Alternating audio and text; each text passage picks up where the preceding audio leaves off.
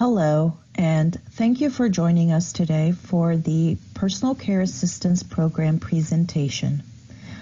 My name is Saade, and I am the PCA Program Coordinator for the Center for Disability Empowerment, also known as the CDE.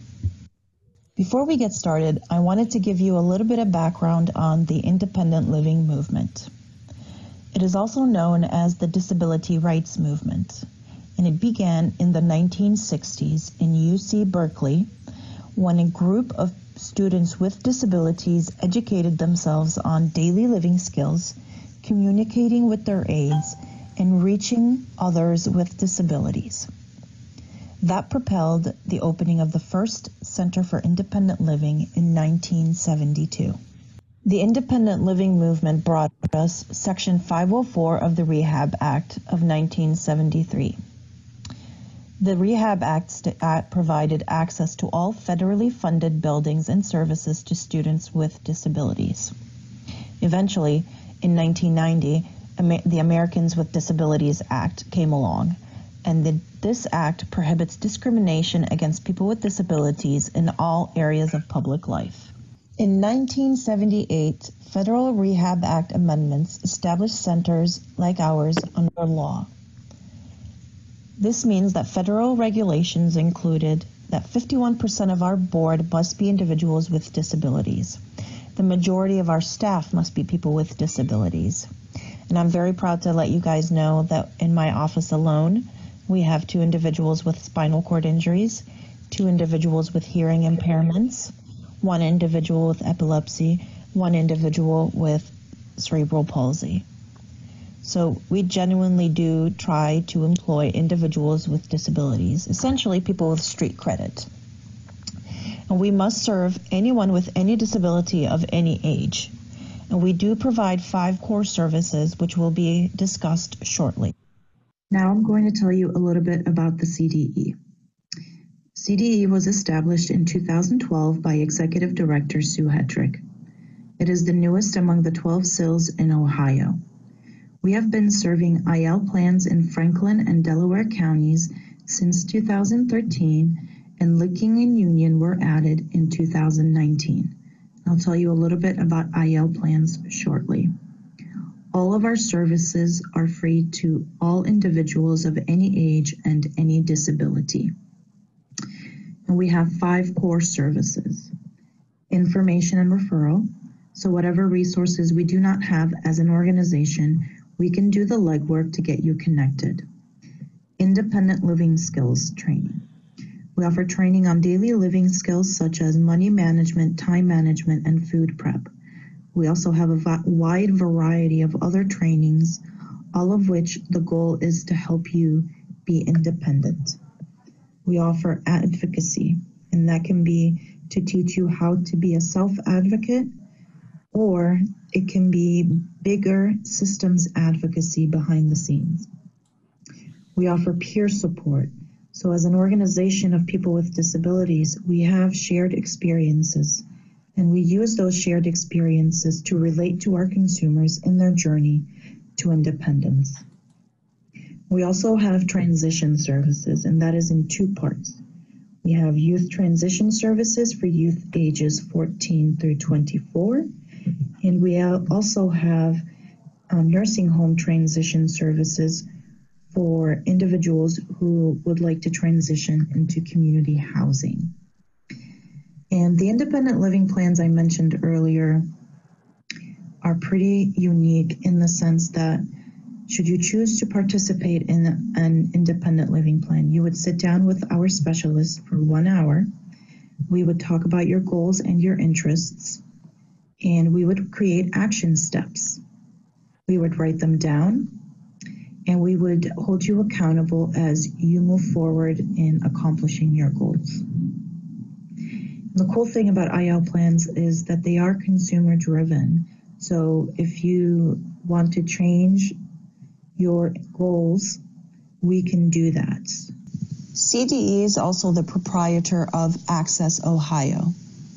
Access Ohio is basically a fee-for-service that provides on-site surveys, evaluations, consultations, ADA compliance training. This is something specifically provided to businesses all over Ohio to help them become more ADA compliant and accessible to individuals with disabilities. Our office is the home of two wonderful ADA coordinators. One is Rich Wagner at rwagner@disabilityempowerment.net and Carla Waring at cwaring@disabilityempowerment.net. Both of them are fantastic, and either one would be happy to hear from you to answer any concerns or questions that you may have. Youth Transition Services. We do have two programs that youth may capitalize on. One is the Pre-Employment Transition Services. This is also a contract through OOD.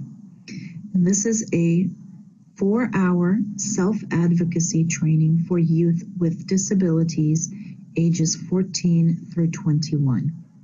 And to sign up, you must submit a referral through OOD and request to work with CDE. The second program is the Empower Youth Leadership Forum, also known as YLF. This is a virtual leadership and advocacy seminar.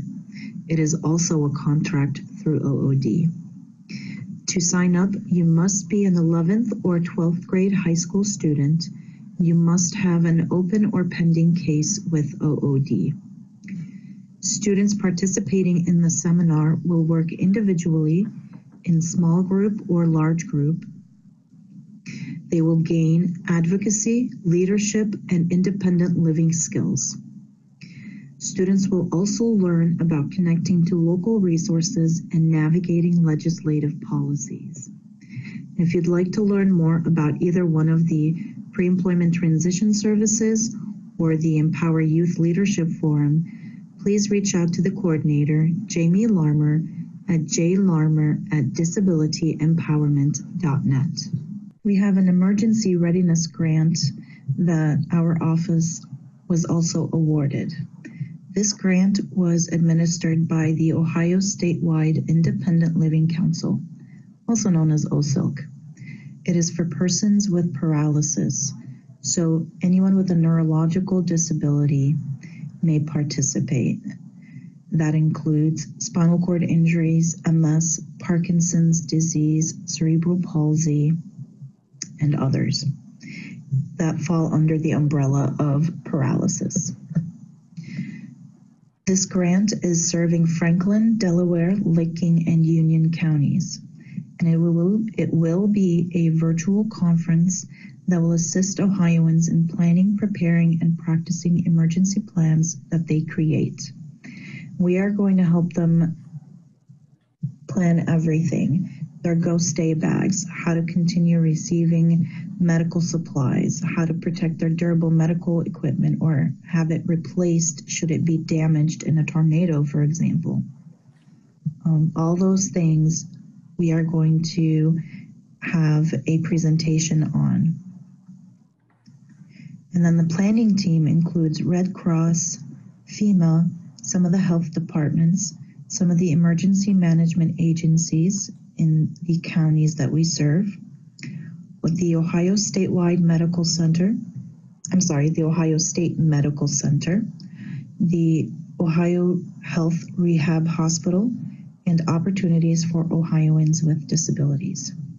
And if you would like to learn more about this grant, please do not hesitate to reach out to the project manager, which is me, Marlee Saade, at msaade@disabilityempowerment.net. Nursing Home Transition Services. So to work with our Nursing Home Transition Coordinator, you are going to need 3 important things on hand. You are going to need a valid Ohio State ID. You are going to need your Social Security card. You cannot bring a copy of your Social Security card. It has to be the Social Security card. And you also have to have your birth certificate. If you have all of those 3 items, you may be eligible to receive housing support from any one of these 4 programs. We have the Ohio Department of Medicaid's Home Choice Program. There is the Ohio 811 and ODMSD projects. There is the Residential State Supplement Program and Recovery Requires a Community program, all of which are housing for low-income individuals with disabilities. Some of them are specific to mental health and some of them are specific to physical. But please go ahead and reach out to our coordinator, Deb Peterman, should you have any questions. And you can contact her at dpeterman@disabilityempowerment.net. Another grant that my office recently applied for and was awarded is the Ohio Family Network Grant. This grant is focused on providing local level tools and supports to help grow people's leadership and social skills, as well as to create opportunities for families to make connections with other local families. The OFN grant will be open until June 2021. It helps identify the needs of local families and connects them to resources. It leverages knowledge, diversity, and current strengths of the communities. And they will be doing all of that by utilizing the Charting the Life course, Family Resilience and Families at the Center of a Connected Community programs to facilitate the grant. If you'd like to learn more about this grant, please reach out to the coordinator, Deb Peterman, at dpeterman@disabilityempowerment.net. And now the PCA program. First, I want to kind of go do an overview, and then we'll get down to the nitty-gritty of it. First, what is a PCA? PCA basically stands for a personal care assistant. The PCA program specifically was designed to provide funding to hire a personal care assistant. And it is funded by Opportunities for Ohioans with Disabilities. CDE is contracted by OOD to facilitate the PCA program in the following counties: Coshocton, Delaware, Fairfield, Franklin, Hawking, Knox, Licking, Monroe, Muskingum, Perry, Pickaway, Richland, Ross, and Union. So if you live in any one of those counties, go ahead and give me a call, and I would be happy to talk more about the program if you are interested. And should you want to apply, I would be happy to provide you with the application. I would like to note that the above counties are strictly CDE supported counties. And if you live outside of the counties listed above but are an Ohio resident, just ask me for the list of contractors, and I would be happy to locate the one that serves your area.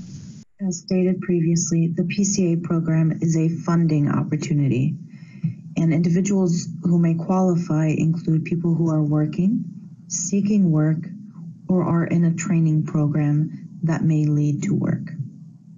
Now, who is eligible?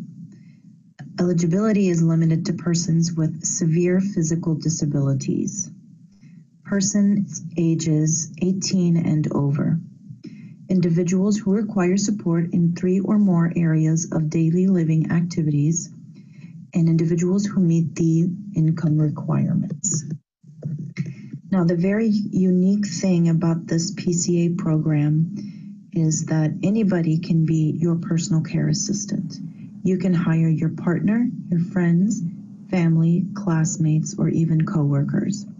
I always like to give the example of if you meet a homeless person on the street and you want to give them a job opportunity, well, you can do so through the PCA program. So the eligibility portion of the program can be a little tricky, but essentially there are 2 parts to it. There is the income level part. Are you earning an income of $174 or more per week? And then you must require support in 3 areas of daily living activities.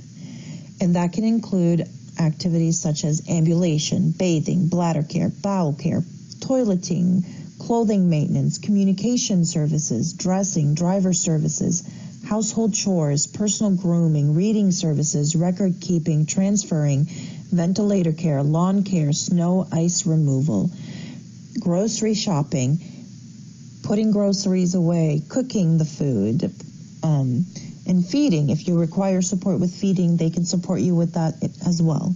So how does it work? I like that little stick figure at the top left because it says like a boss. And that's essentially what you are. You are the boss. You screen, interview, and select your assistant. You agree on the payment structure. You pay the assistant. And you submit biweekly reimbursement requests to the PCA coordinator. And that would be me if you are within those 13 counties that were mentioned earlier. So I like that bottom stick figure because it reads you're hired. And just like you have the choice to hire them, should they not succeed to your satisfaction, should they not work out to your satisfaction, you have the right to fire them and hire someone else to support you in your daily living activities. You are not restricted to the same person. How funding works. Reimbursement rate will be determined based on income level, and there's a sliding scale coming shortly. Number of hours awarded will be determined based on your level of need. The maximum level of hours we can give anyone is 35 hours per week. You pay the aid and we reimburse you those funds. This program can be used alongside other programs. I do have some individuals on my caseload who have a waiver, but have been denied more hours through their waiver. Yet they still need a little bit more support per week in order to maintain their health and be able to continue either working, job seeking, or continue going to classes or their training programs. I would like to note that for 100% reimbursements, that equals between an income level of between $9,048 and $38,405. That's what gets you the full reimbursement rate of $870 per hour. Now, if you're someone who falls higher in that income scale, I'll let you know how we can work through that income level and hopefully bring it down a little bit so that you can still receive the full reimbursement. And this is the income scale I was talking about earlier. Again, you have to be making no less than $174 per week to qualify for the program. As you can see, you can be making up to $38,406 and still receive the full reimbursement rate of $870. I do want to note that the consumer income is used to determine eligibility for the program, but the family income is used to determine the rate. So I wanted you guys to be able to see what it would look like if you were a family of one, or a family of two, family of three, and a family of four. And if you're a family of five, which I do have a person on my caseload who has a family of six. So we had to go in and determine her rate based on the household size. So why the PCA program? Basically, the program was created to balance work, life, and disability so that you can maintain a healthy balance between your home and work life. Essentially, it is for individuals who may not necessarily qualify for Medicaid anymore, may not qualify for a waiver, but they still need that extra help around the home to be able to maintain their health, their skin. I personally am a person with a physical disability and use a manual wheelchair, and skin integrity is beyond essential for my ability to continue working. And having some support allows me to be able to have that balance between maintaining my physical health and safety, but then also being able to work and earn a living and contribute to society. Now I'm going to talk about the priorities that I mentioned earlier. These priorities are essentially categories that you're plugged into. If you are competitively employed and earning an income of $174 per week or more, you may qualify for the program, and you can maintain your eligibility for a lifetime of no limit, meaning you can stay on this priority up until your circumstances change, until you retire, for example. There is a second part to priority level 1, which is for business owners. For that priority, we do require an approved business plan by OOD, and as long as that business plan is approved, you have a lifetime of 60 months on that priority, which is about 5 years. And that's generally around how long it takes for a new business to start generating profits. Once that business is generating a profit of that, essentially once you're making a profit of $174 per week, you might end up being shifted to priority level 1 of earning an income and employed. And then there is priority level 2. And this priority is for individuals who are actively job seeking. They're out there putting in applications, doing the research, and going to job interviews. And as long as you're actively seeking work, you have a lifetime of 18 months on this priority. I do like to caution people about this priority because that 18 months is in fact for a lifetime. For example, it does not matter if you applied and got approved for this priority and it took you 6 months to find a job. After a few years, you decide you want to pursue other options and you start looking for a new job. Well, you only have 12 months remaining on that priority to find employment. But what is really cool about this program is that you can shift from these different priorities as long as you fit within the requirements. So for example, if you don't want to job seek, but you actually want to go back to school, you can do that. We have a priority that is priority level 3 for individuals who are enrolled in a training program. And you have a time and a half to complete the training program before your case is reevaluated. For example, if you are enrolled in a four-year institute, then they will give you up to 3 semesters after that 4 years to complete the training program. After that, you might be reevaluated. Now I'm going to break down the requirements for each of the priorities. I'm going to start with priority level 1 for those who are employed. And for that priority, we require that you be employed competitively. If it is a new position, we do require an employment verification letter. If you've been there for some time, then we require 3 months worth of pay stubs. Again, the earning requirement is no less than $174 per week. And we do require a copy of your SSI or SSDI award letter should you still be receiving benefits. You must require support in 3 areas of daily living activities or more. If approved for the program, you must submit a biweekly invoice for reimbursement. And then for those who are self-employed under priority level 1, we will require a business plan, and it must be approved by OOD, must be registered under your name, and must be an Ohio registered business. You must be running prior to time of PCA application. We don't actually care if it's been up and running the week before you submit your application, as long as it has been running prior to the application date. If you are still receiving benefits, we do require a copy of your SSI or SSDI award letter, and we do require that you submit a biweekly invoice for reimbursement. And now priority level 2 which is for people who are job seeking.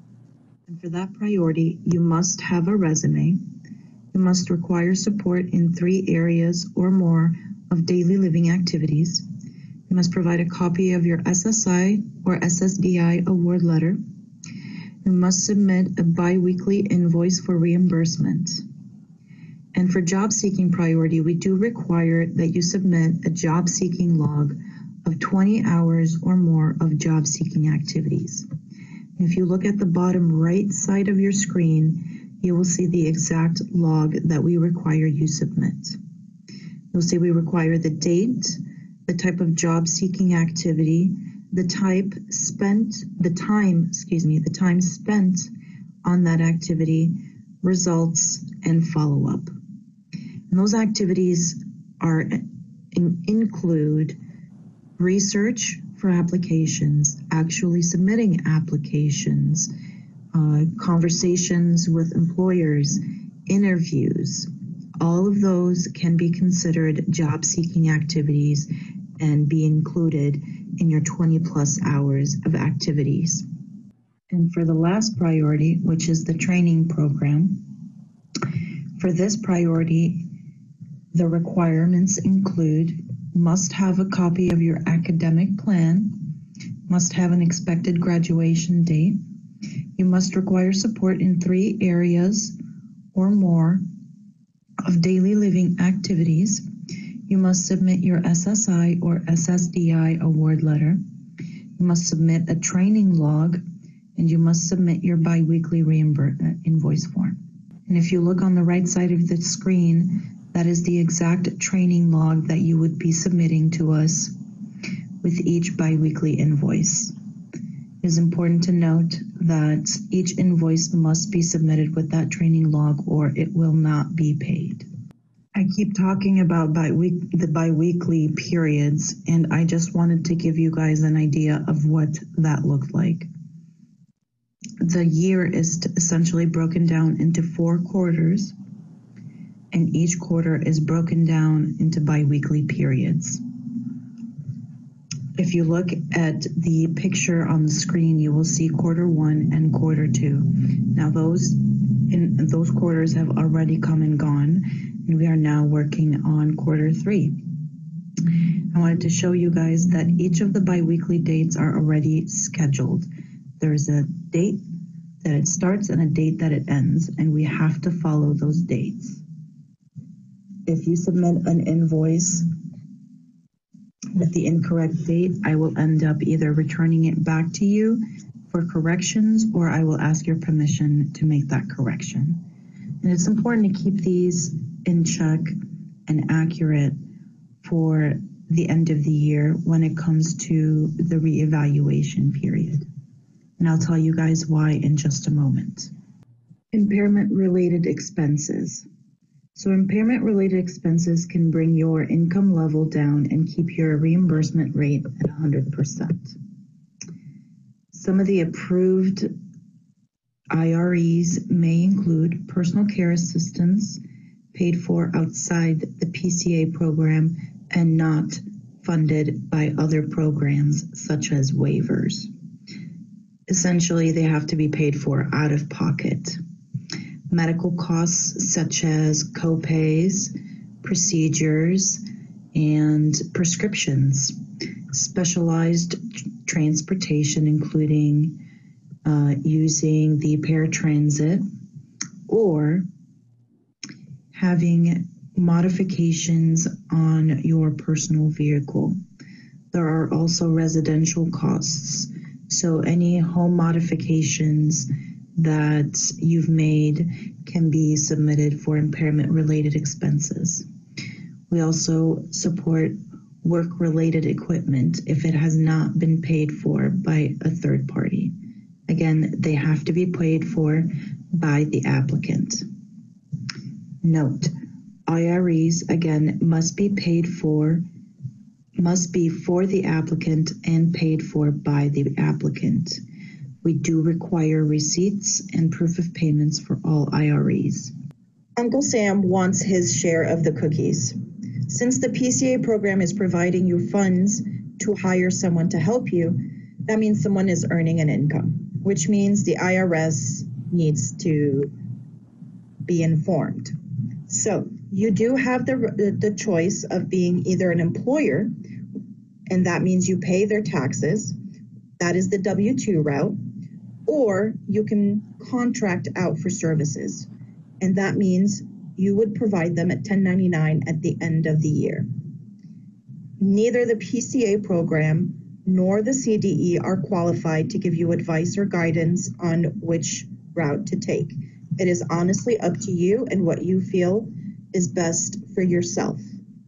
I would like to note that as long as you provide your aid with a 1099 at the end of the year, you are not responsible what they do with that form. Should they decide not to submit it to the IRS, that is not on you.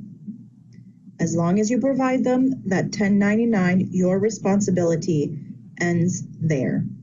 Even though opportunities for Ohioans with disabilities and the CDE cannot give you guidance or advice on either going the contractor route or the 1099 route, they did still recognize that if should you choose to go the contractor route, your aid would have to pay for their taxes. And this is a reimbursement program based on minimum wage. So it's very hard to find an aid that would work for minimum wage at $8.70 an hour. So what they did is they created the extra dollar program for those that choose the contractor route. What this program does is it provides you an extra dollar for every hour worked. So then let's say your aide ended up working 70 hours during a biweekly period.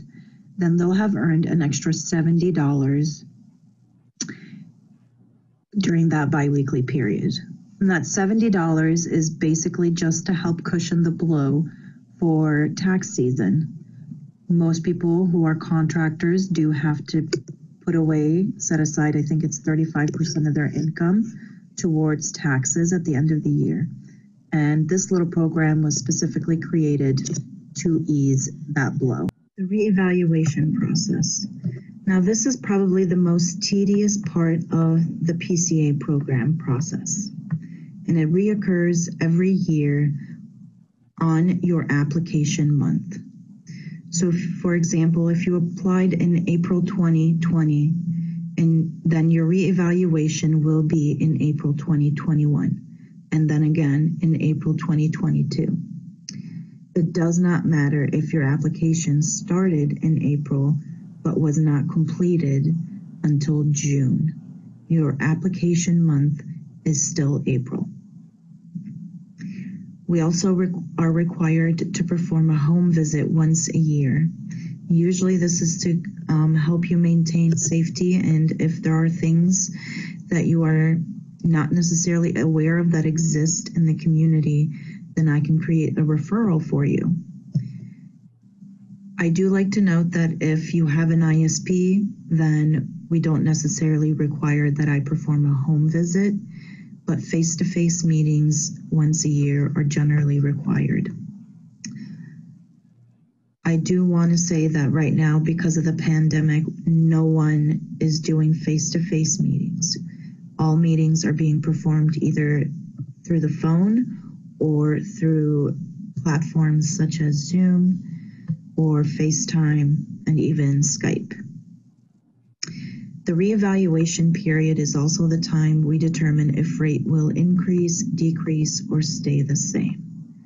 So you will be submitting impairment-related expenses for the previous year, and they all must be for the applicant and paid for by the applicant. And we do require paperwork we do require corroborating proof for all paperwork submitted. So if you say you're on a SSI, we require your SSI award letter. We require a copy of your taxes, receipts for durable medical equipment, copays, medical supplies, home and or vehicle modifications. All of those must have receipts and corroborating proof of payment for them to be approved as impairment-related expenses, and hopefully bring your income level down so that you can receive the full reimbursement rate or as close to the full reimbursement rate as we can get you. Some clarification. So the PCA program is not qualified to give recommendations regarding tax and income forms. The PCA program does not assist in locating home health agencies or home health aides. It is your responsibility to locate and maintain your assistance as you see fit. The CDE is not qualified to recommend any home health agencies either. So at best, what I can do is provide a list of agencies that fit your criteria, but it's most definitely up to you to make the decision. Reach out to them, talk to them, and see if their services are what you are looking for. So if you would like to get started and learn more about the PCA program and your eligibility, please do not hesitate to reach out at msaade@disabilityempowerment.net. We also have an office number at 614-575-8055. Because of the pandemic, I am in the office only once a week, but if you call and leave a voicemail, one of us is constantly checking voicemails every day, and we would be happy to return your call as soon as possible. You can also find the application and more information about the PCA program at the ood.ohio.gov website. Again, that is ood.ohio.gov website. If this is the first time you've heard about the Center for Disability Empowerment, I just wanted to provide you information on our social media pages. The CDE itself has a website. It's got a Twitter page, Instagram page, and a Facebook page that can both where the links can be found here. We also have youth transition services for our Empower Youth group. There's a website, an Instagram page, a Twitter page, and a Facebook page for them as well. And we also have an independent living skills training grant called the Ohio Family Network Grant that supports families with kids with disabilities with networking and finding resources for their young children in the community or adult children in the community. Resources. Again, you can find the application for Personal Care Assistance Program at the OOD website, and that is Opportunities for Ohioans with Disabilities. You can also find more information about the Center for Disability Empowerment and all of the services we provide on our website. We have a lot of things happening right now. We have the YLF grant, we have the Ohio Family Network grant, we have the Great Lakes ADA grant, and we also have an emergency readiness grant that we are working on. So there's lots of happenings, and if you're curious to learn more, any one of us at the office would be happy to speak with you. Just give us a call at 614-575-8055. Hi everyone. Again, I'm Marley Saade, and I am the PCA Program Coordinator for the Center for Disability Empowerment. And I did want to give us a little bit of time for you guys to ask your questions should you have more. Some clarifications if you are confused about anything from the presentation. I would be happy to clarify and answer questions now. Hey, my name is Lori Kaplan. I had a quick question. Yes, Lori. If you put a YouTube video there, is that then a link to this presentation? So if I wanted to go back and look at the ADLs that qualify or those kinds of things, I can find it there? Yes. Thank you. And ADLs, it's pretty all-encompassing. The PCA program can help with a lot of things. For example, if you own your own home, again, lawn mowing is something that we can help with. Anything that you cannot do yourself and you require support with on a physical level, the PCA program can help. Can adult siblings who live at home be a PCA? Yes, as long as the applicant themselves is a person with a physical disability, a sibling who still lives at home can be a PCA. We also even have a guide for individuals who hire a family member or a child, their kid. So if you have a minor in the home, we have a form that can help you stay on track and the guidelines to hire them. Is this program also for individuals with mental health disabilities? You can have a mental health component, but the criteria is that you have a physical disability, a physical limitation. And I think I heard you say if a person is in college, this could help. Yes. So to qualify for this program, you have to be either working, looking for work, or are in a training program. So if you're in college, yes, you may qualify as long as you have that physical disability component. And I have at least 3 individuals that go to Ohio State University or even do online distance learning. If they require more hours than, okay, let me read the question. If a person is already doing shared living, but they meet all the other qualifications, can they use the program? It would depend on the hours. Are you getting enough hours from your other program? If you've been denied for extra hours from that other program, but you still need that extra support to be able to maintain your health and still be able to go out, work, and enjoy life, essentially, then we may be able to supplement those hours for you. But we have to be very cautious and clear on what hours are spent where to which program. Does that answer your question?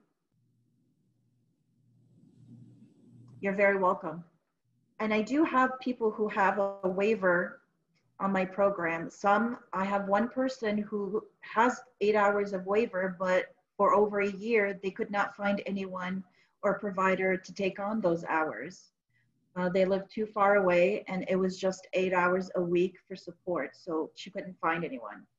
So they reached out to us and we got her approved for the program. And once she found someone to fulfill those waiver hours, we reevaluated the hours she was awarded with us to see if she still needed them. If she didn't, then we reduced them. If she still needed the full hours that she was awarded originally, we kept it as is. Income level is based on individual ? Household income is not considered ? So the person applying for the program, their eligibility is based on their level of income alone. But the reimbursement rate that you are awarded will be based on the household size or household income. But again, we do look at the household size too. So if you go back to the income scale, so again, this is the income scale that we look at. And if you see for family of one person, the maximum you can get, you'll be making is $38,406 to receive the full reimbursement rates. But if you're a family of 2 and you're still making $38,406, as you can see, that's not even on the scale for a family of 2. So you would get the full reimbursement rates. And remember, this will be sent out to everybody via the YouTube channel. So you'll be able to go back and look at it. Marley is available at any point via email or by phone. And even if you live outside of my area of support, if you still need to reach out and you have questions, please go ahead and reach out and I can refer you to the appropriate coordinator in your area. Well, if there are no more questions, I guess I can let you guys go on to lunch. I'm sure everybody's hungry. No, I am. You're welcome. Have a great day, everyone.